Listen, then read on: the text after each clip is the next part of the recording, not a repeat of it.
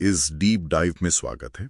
आज हमारे पास एक स्रोत है जो कुछ गहरे दार्शनिक सवालों में उतरता है। हाँ बिल्कुल। ईश्वर, पूजा, अवतार, कर्मफल, ये सारे विषय इसमें शामिल हैं। और ये पारंपरिक हिंदू दर्शन के कुछ खास विचारों को सामने रखता है ना? हाँ बिल्कुल। हम देखेंगे कि पूजा या उपासना का असल मतलब क्या है, ईश्वर का स्वरूप वो कैसा बताया गया है, और क्या ईश्वर अवतार लेते हैं, और फिर वो कर्मों का हिसाब किताब वाला मामला। हाँ, वो भी। तो हमारा मकसद है इन विचारों को थोड़ा खोलना, आसान भाषा में समझना और देखना कि ये हमारी सोच को कैसे प्रभावित करते हैं। सही। तो चलिए उपासना या पूजा के फल से शुरू करते हैं। स्रोत कहता है कि ये सिर्फ कोई रस्म नहीं है, बल्कि इससे आत्मा बदलती है। हाँ सही कहा। इसकी तुलना आग से की गई है। जैसे आग के पास जाएं तो ठंड मिटती है, अंधेरा दूर होता है। अच्छा। वैसे ही ईश्वर की उपासना से, उनकी निकटता से आत्मा के दोष और दुख कम होते हैं। उसमें एक ताकत आती है, दुख सहने की शक्ति बढ़ती है। और उपासना न करने को तो कृतज्ञता कहा गया है। हाँ, मतलब एक तरह का नाशुक्रापन, क्योंकि जिसने सब कुछ दिया उसे भूल जाना, उसकी उपासना ना करना, स्रोत इसे मूर्खता भी कहता है। तो उपासना एक तरह से आत्मा को चार्ज करने जैसा हुआ। अच्छा, और ईश्वर का स्वरूप स्रोत कहता है वे निराकार हैं, कोई रूप नहीं, शरीर नहीं, इंद्रियां भी नहीं।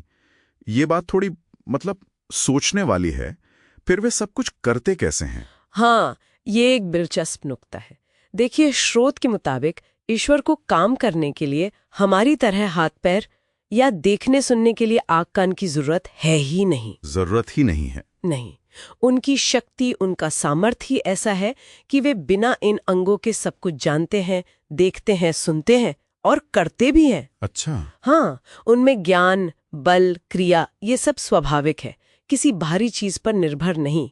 और वे निष्क्रिय नहीं है, बिल्कुल नहीं। वही तो सृष्टि करते हैं, स्थिति यानी उसे चलाते हैं, और प्रलय मतलब अंत में समेटते भी हैं। तो ये सब बिना शरीर के कैसे? क्योंकि वे सर्वव्यापक हैं, हर जगह, हर कण में मौजूद। तो वहीं से सब नियंत्रित करते हैं। बिना शरीर के सब करना, ये समझना वाकई गहरा है। और इसी निराकार स्वरूप से जुड़ा एक और अहम सवाल है अवतार का। आमतौर पर हम सुनते हैं कि ईश्वर धरती पर जन्म लेते हैं। हाँ, अवतार लेते हैं। पर यह स्रोत तो इसे सीधे सीधे नकारता है। हाँ बिल्कुल। ये स्रोत वेदों का हवाला देता है, कहता है ईश्वर अज है यानी अजन्मे, और अकायम मतलब शरीर रहित।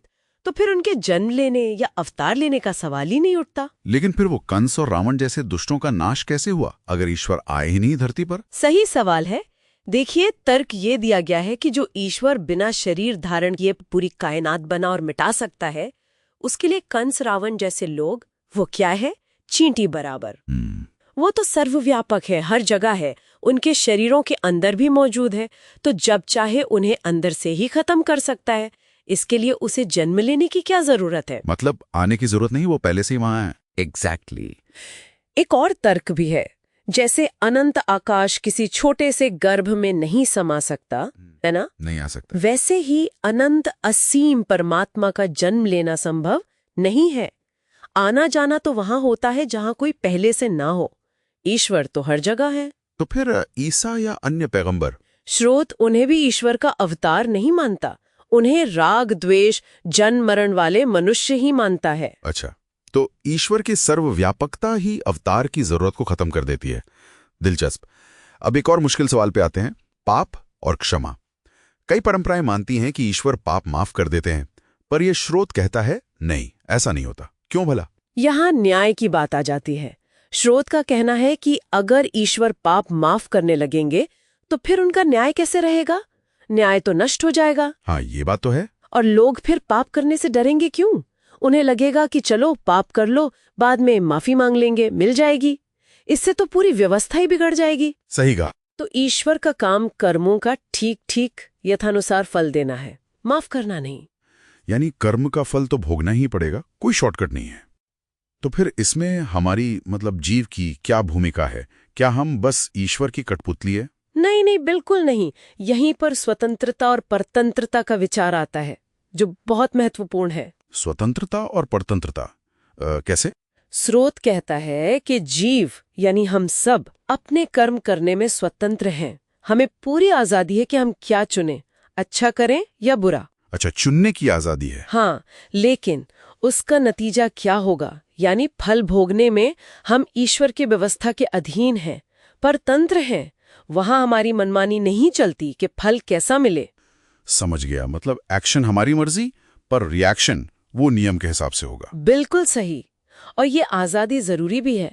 सोचिए, अगर हम सिर्फ ईश्वर के हुक्म पर चलते, जैसे कोई सैनिक अपने अफसर के हुक्म पर चलता है, तो फिर हमारे कामों के लिए हमें पाप या पुण्य का फल क्यों मिलता? हाँ, तब तो जिम्मेदारी ईश्वर की होती। हाँ, जिम्मेदारी तो तभी आती है जब चुनने की आजादी हो। और स्रोत ये भी कहता है कि आत्मा अनादि है, ईश्वर ने उसे बनाया नहीं है, वो हमेशा से है। आत्मा हमेशा से है। हाँ, ईश्वर बस कर्मों के हिसाब से शरीर और साधन देते हैं, जैसे मन, बुद्धि, इंद्रियां। अब इन औजारों का इस्तेमाल कैसे करना है, ये हम पर है, जीव पर है। इसकी मिसाल भी दी है शायद। हाँ, जैसे तलवार बनाने वाला लड़ाई के लिए जिम्मेदार नहीं होता, बल्कि तलवार चलाने वाला होता है। ठीक। वैसे ही शरीर आदि साधन देने वाला ईश्वर कर्म के फल का भागी नहीं होता, बल्कि शरीर का इस्तेमाल करने वाला जीव ही अपने कर्मों का फल भोगता है। अगर ईश्वर ही सब करवाते तो कोई बुरा काम क्यों करता भला? सब अच्छा ही करते फिर तो। बात साफ हो गई। तो इस पूरी बातचीत का निचोड़ क्या निकला?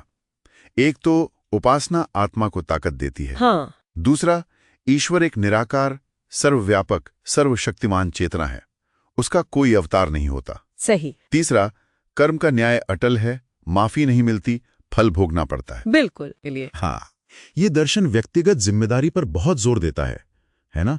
अगर हम अपने कर्म करने में वाकई स्वतंत्र हैं, जैसा यहाँ कहा गया है, तो इस ईश्वरीय व्यवस्था के दायरे में रहते हुए भी अपनी किस्मत और अपने आसपास की दुनिया को बनाने में हमारी कितनी बड़ी भूमिका और जिम्मेदारी बनती है।